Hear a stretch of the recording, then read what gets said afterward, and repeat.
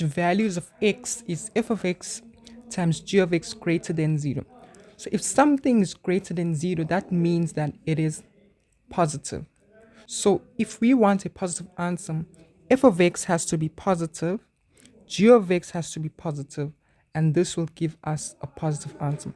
What do we mean by saying f of x being positive? F of x has to be above the x-axis, and g of x also has to be above the x-axis. We can also get a positive answer if f of x is negative and g of x is negative. That also gives us a positive answer because a negative multiplied by a negative gives us a positive. What do we mean by saying a g of x being negative? That means that it is below the x axis. Now, if we had f of x times g of x less than 0, which means that it is negative. So for us to get a negative answer, we would have to have f of x being above the x-axis and g of x being below the x-axis. Or f of x can be below the x-axis and g of x can be above the x-axis. That would also give us a negative answer. So we want f of x times g of x greater than 0, meaning that f of x has to be above the x-axis and g of x has to be above the x-axis. So firstly, let's look for where f of x is above the x-axis. So it's right here and here. And then let's look for where g of x is above the x-axis, and that would be here. So now we need to find where f of x and g of x are above the x-axis at the same time.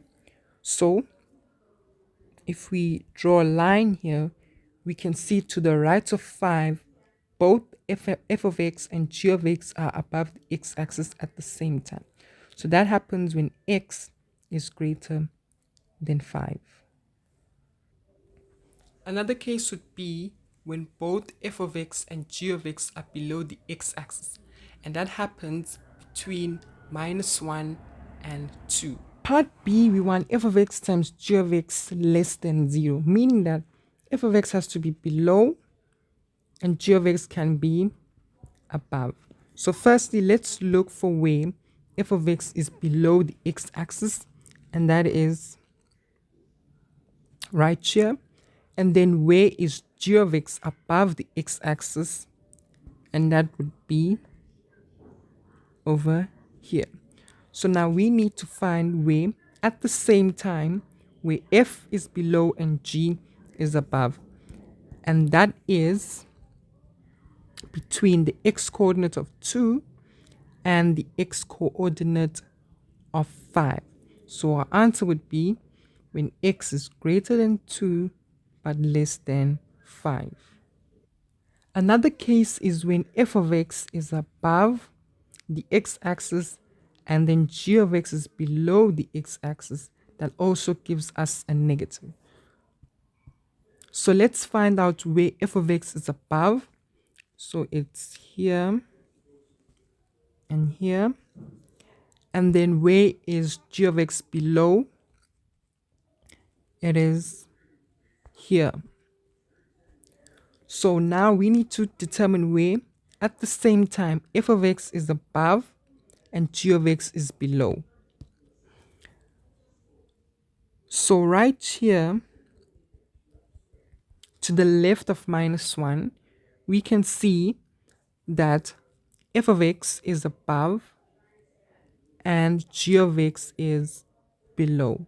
So that happens when x is less than -1.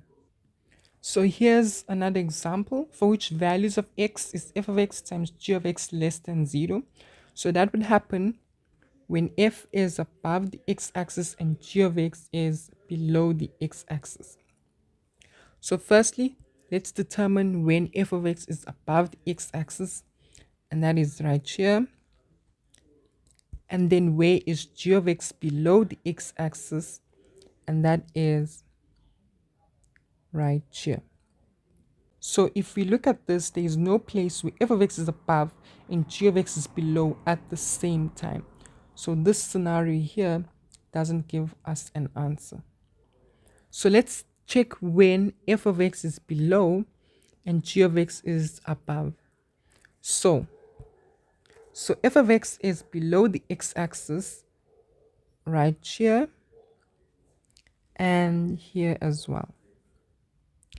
And then g of x is above the x-axis over here. So now we need to find out where f of x is below, g of x is above at the same time. And that happens when x is less than minus 2. Because we can see on this side, g of x is above and then f of x is below. And then we also have cases where we have f of x divided by g of x, giving us something that is greater than 0. So if we need something that is greater than 0, either f has to be above the x-axis and g of x has to be above the x-axis, or f of x has to be below and g of x has to be below, and that will also give us a positive answer. We also have cases where f of x divided by g of x is less than 0. So that is less than 0, meaning negative. So that would happen when f of x is above the x-axis and g of x is below the x-axis, or when f of x is below the x-axis and g of x is above the x-axis, and that would also give us a negative. So let's take a look at an example. So for which values of x is f of x divided by g of x greater than 0? So firstly, let's look for where f of x is positive and g of x is positive as well. So f of x is positive when it's above the x-axis between -1 and 5. And then g of x is positive when it's above the x-axis when x is less than 5. So now where is f of x and g of x positive at the same time? So that happens between -1 and 5.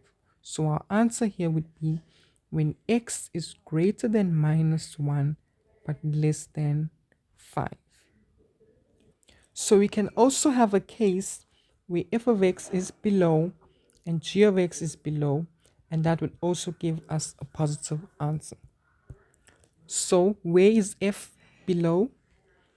Here and here. And then where is g of x below? Here. So now we need to determine where f of x and g of x are below the x-axis at the same time. So that happens when x is greater than 5. So these are our solutions. Okay, so now we have f of x divided by g of x being less than 0. So that would happen when f of x is above the x-axis and g of x is below the x-axis. So now let's determine where f of x is above the x-axis, and that is right here. And then when is g of x below the x-axis, and that is right here. So when we look at this, there is no place where f of x is above and g of x is below at the same time. So this scenario here does not give us an answer. So now let's check when f of x is below the x-axis and g of x is above the x-axis. So f of x is below the x-axis here and here, and then g of x is above the x-axis over here. So that would happen when x is less than -1. So this is the only solution for this question right here.